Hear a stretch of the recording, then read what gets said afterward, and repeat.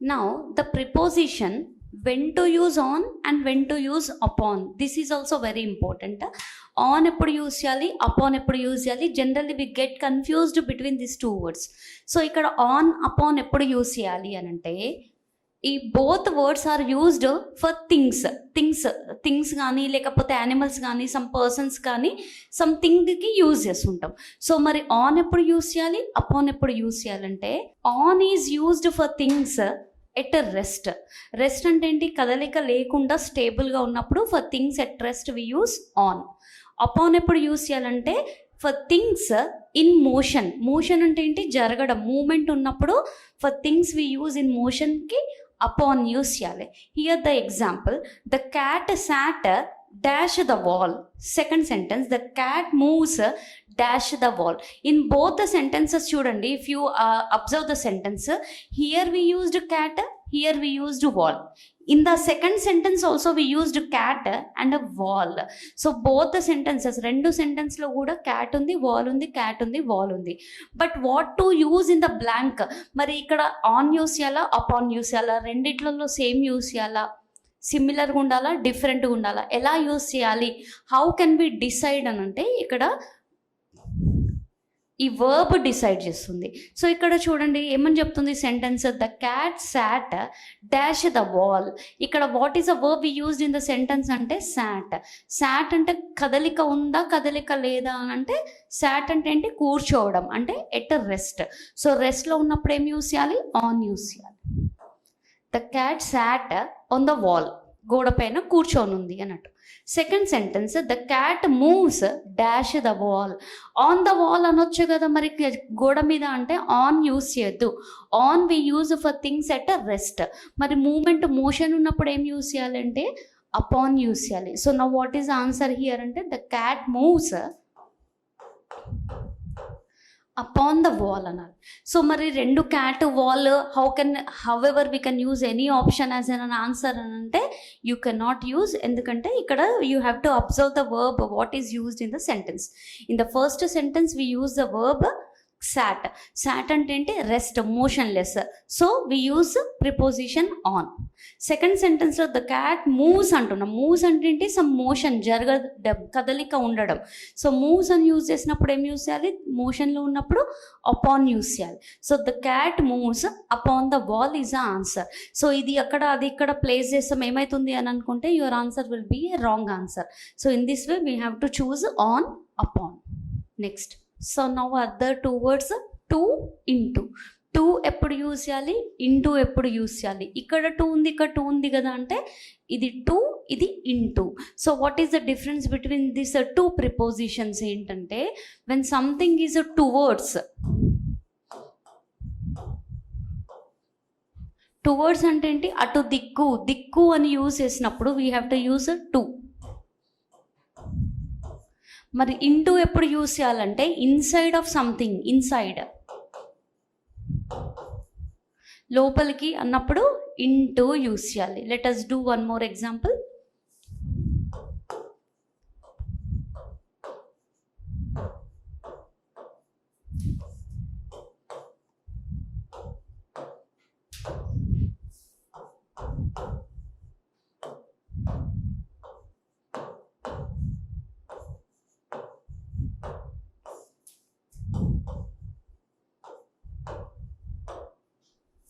Here also in the two sentences చూడండి, the boy ran dash the bus.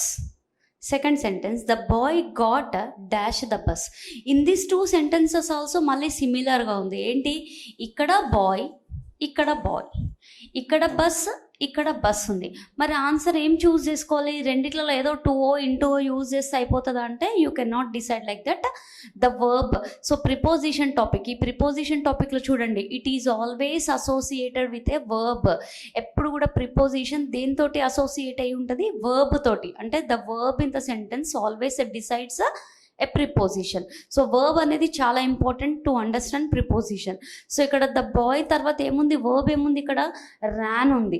Ryan అంటే ఏంటి, ఉరకడం. లోపలికి ఉరుకుతారా, అటు దిక్కు ఉరుకుతారా, అర్థం చేసుకోవాలి. మనం ఎప్పుడు ఉరకడం ఏంటి, అటు దిక్కు, కాలేజ్ దిక్కు, స్కూల్ దిక్కు, బస్సు దిక్కు ఉరుకుతుంటాడు, దిక్కు అన్నట్టు. సో దిక్కు అని వస్తుంది. సో ఏం యూస్ చేయాలి ఇక్కడ, the boy Ryan to the bus దిక్కు ఉరికాడు అన్నట్టు. Second sentence, the boy got అంటే ఏంటి, ఎక్కడం. ఎక్కడికి ఎక్కిండు, బస్ దిక్కు ఎక్కిండా, బస్సులోకి ఎక్కిండా అంటే inside of something. So here we use into. The boy got into the bus. The boy ran to the bus. The boy got into the bus. So in this way we have to choose a preposition to and into. Next. So here between, among. So when to use between and when to use among. So when there are only two things, two things, two persons, any two ఉన్నప్పుడు between use చేయాలి. And more than two ఉన్నప్పుడు among use చేయాలి. So అక్కడ 2 అని specify చేస్తే ఖచ్చితంగా between use చేయాలి. When 2 అని స్పెసిఫై చేయకపోతే మోర్ దాన్ 2 అయ్యి ఉండొచ్చు. సో అప్పుడు అమాంగ్ అని యూస్ చేయాలి. ఇక చూడండి, he sat dash Ramesh and Suresh. రమేష్కి సురేష్కి మధ్యలో కూర్చున్నాడు అని చెప్తున్నాం. సో ఇక్కడ ఏంటి, how many persons are there here, Ramesh, Suresh. Only two ఉన్నప్పుడు ఏం యూస్ చేయాలి, బిట్వీన్. సో ఇక్కడ between. He sat between Ramesh and Suresh. Second sentence, he shared chocolates dash his friends. Chocolates share చేసిండు, ఎవరి మధ్యలో షేర్ చేసిండు, డాష్ హిజ్ ఫ్రెండ్స్. మరి friends అంటే ఇద్దరు ఉండొచ్చు కదా, అక్కడ 2 అని స్పెసిఫై చేస్తేనే బిట్వీన్ యూస్ చేయాలి. But here it is not being specified as a 2 friends. So friends అని యూస్ చేస్తారు. సో మోర్ దెన్ 2 కూడా ఉండొచ్చు. సో ఇక్కడ అమాంగ్ హిజ్ ఫ్రెండ్స్.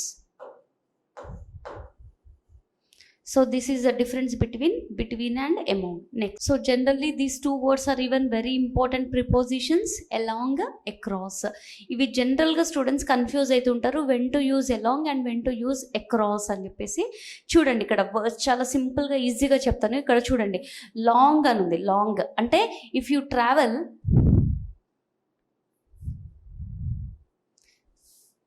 లాంగ్ అని ఉంది. లాంగ్ అంటే ఏంటి, లాంగ్ ఇట్లా స్ట్రైట్గా లాంగ్గా యూజ్ చేసినప్పుడు ఎలాంగ్ అనే ప్రిపోజిషన్ యూజ్ చేయాలి.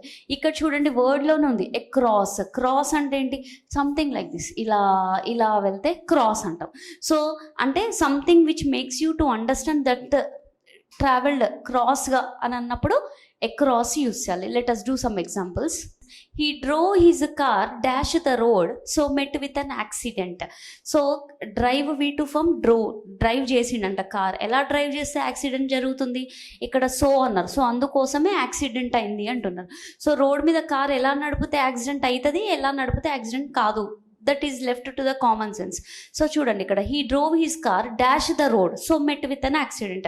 కార్ ఎట్లా నడిపితే యాక్సిడెంట్ అయ్యింది అని చెప్తున్నాడు, ఇష్టం వచ్చినట్టు నడిపిండు కనుకనే యాక్సిడెంట్ అయింది అని చెప్తున్నాడు. So what is answer here, along the road అయితే యాక్సిడెంట్ కాదు, ఇట్లా స్ట్రైట్గా నార్మల్గా వెళ్తే యాక్సిడెంట్ కాదు. సో ఇక్కడ dash the road, so met with an accident. So అందుకోసమే యాక్సిడెంట్ అయింది అంటున్నారు. సో ఇక్కడ ఆన్సర్ ఏంటంటే across. Second sentence, he walks dash the beach. నడుస్తాడంట, ఎక్కడ నడుస్తాడంట, డాష్ ద బీచ్. బీచ్ అంటే ఏంటి, వాటర్ ఉండే బీచ్. బీచ్లో, వాటర్లో అని చెప్పట్లేదు, బీచ్ అని చెప్తున్నాడు. సో ఎలా నడుస్తుంటాడు, వాటర్లో లోపల నడుస్తుంటాడా, నడిచేటప్పుడు ఎక్కడ నడుస్తుంటాం, బయట నడుస్తుంటాం. So along the beach. ఇక్కడ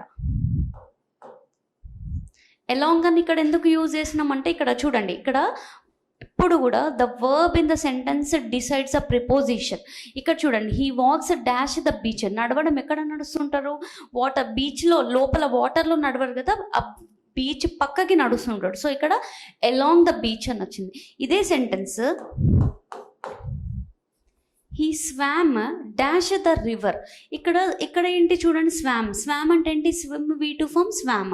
ఈత కొట్టడం, ఎక్కడ కొడతాడు, రివర్లో ఈతకి వెళ్ళినప్పుడు ఇట్లా స్ట్రైట్గా వెళ్తామా మనం, ఇలా స్ట్రైట్గా is it possible to go, కాదు, ఇష్టం వచ్చినట్టు ఇట్లా స్విమ్ చేస్తుంటారు.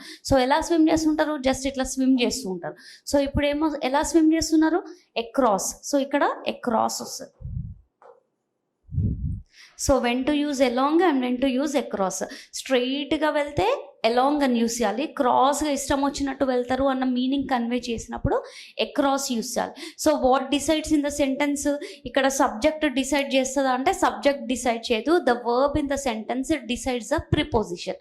ఇక్కడ కార్ నడుపుతున్నాడు. ఎలా నడుపుతున్నాడు, ఎలా యాక్సిడెంట్, ఎందుకు యాక్సిడెంట్ అయింది అంటే అక్రాస్ ద రోడ్ నడుపుతున్నాడు, ఇష్టం వచ్చినట్టు క్రాస్గా నడుపుతున్నాడు కనుక he met with an accident. ఈ సెంటెన్స్లో చూడండి, హీ వాక్స్, నడుస్తున్నాడు. ఎక్కడ నడుస్తున్నాడు, నీళ్ళ లోపల నడుస్తున్నాడా బయట నడుస్తున్నాడు అంటే బయట నడుస్తున్నాడు. So along the beach. మరి ఇక్కడ ఏంటి, స్వామ్ అంటే ఏంటి, ఈదడం. ఎక్కడ ఈత కొడుతున్నాడు అంటే రివర్లో కొట్టినప్పుడు ఇట్లా స్ట్రెయిట్ లైన్ పెట్టుకొని క్రాస్ చేస్తారా, క్రాస్ చేయరు. సో ఇక్కడ ఏంటి, across the river. So along, across. So these two words are even very important prepositions. Under, beneath. Under ఎప్పుడు యూజ్ చేయాలి, బినీత్ ఎప్పుడు యూజ్ చేయాలి. So my pen is under the chair అంటారు. Under అంటే ఏంటి, కింద అన్నప్పుడు అండర్ యూజ్ చేయాలి. మరి బినీత్ ఎప్పుడు యూజ్ చేయాలి, బినీత్ అంటే ఏంటి అంటే అది కూడా కింద అన్నట్టే. But what is the difference between under and beneath అంటే, ఫర్ ఎగ్జాంపుల్ ఇక్కడ ఒక థింగ్ ఉంది, ఒక పెన్ సంథింగ్ ఉంది. వేర్ ఈజ్ మై పెన్ అన్నారు అనుకోండి, ఇక్కడ టేబుల్కి ఎక్కడ ఉంది పెన్, కింద ఉంది. సో ఇక్కడ ఏమని యూజ్ చేయాలంటే my pen is under the table అన్నారు, అండర్ అని యూజ్ చేయాలి. మరి బినీత్ ఎక్కడ యూజ్ చేయాలి అంటే, ఫర్ ఎగ్జాంపుల్ ఇక్కడ ఉందనుకోండి సంథింగ్ లైక్ దిస్. సో దాన్ని కింద కానీ ఇక్కడ అటాచ్ చేసి ఉంది, టచ్ అయి ఉంది టేబుల్కి. సో ఇప్పుడు బినీత్ అని యూజ్ చేయాలి. ఫర్ ఎగ్జాంపుల్ మైక్ ఉంది, మైక్ ఎక్కడ ఇన్స్టాల్ చేస్తారు, కింద ఇన్స్టాల్ చేయరు, ఈ టేబుల్కి అటాచ్ చేసి ఇన్స్టాల్ చేస్తారు. So the mic is beneath the table అనాలి. ఎగ్జాంపుల్ చూద్దాం. So here the two sentences. My pen is dash the table, he kept secret mic dash the table. రెండిట్లలో టేబుల్ ఉంది, బట్ ఇక్కడ ఏది డిసైడ్ చేస్తుంది answer అని అంటే ద ఎక్స్ప్రెషన్. చూడండి ఇక్కడ ద పెన్ ఎక్కడ ఉంది, టేబుల్ కింద ఉంది. సో కింద అంటే టచ్ అయి లేదు కనుక ఇక్కడ అండర్ ద టేబుల్ అని యూజ్ చేయాలి. నెక్స్ట్ హీ కెప్ట్, ఏం పెట్టిండు, సీక్రెట్ మైక్. ఎక్కడ పెట్టిండు, టేబుల్ కింద వేసాడు కదా, ఇక్కడ పెడితే మైక్ విజిబుల్ ఉంటుంది, అందరు చూస్తారు. సో సీక్రెట్ మైక్స్ ఎప్పుడు కూడా ఎక్కడ ఇన్సర్ట్ చేస్తారంటే ఇక్కడ టేబుల్కి ఇన్సర్ట్ చేస్తారు. సో ఇప్పుడు ఏమొస్తుంది, ఇక్కడ బినీత్ ద టేబుల్ అని use. So this is under and beneath.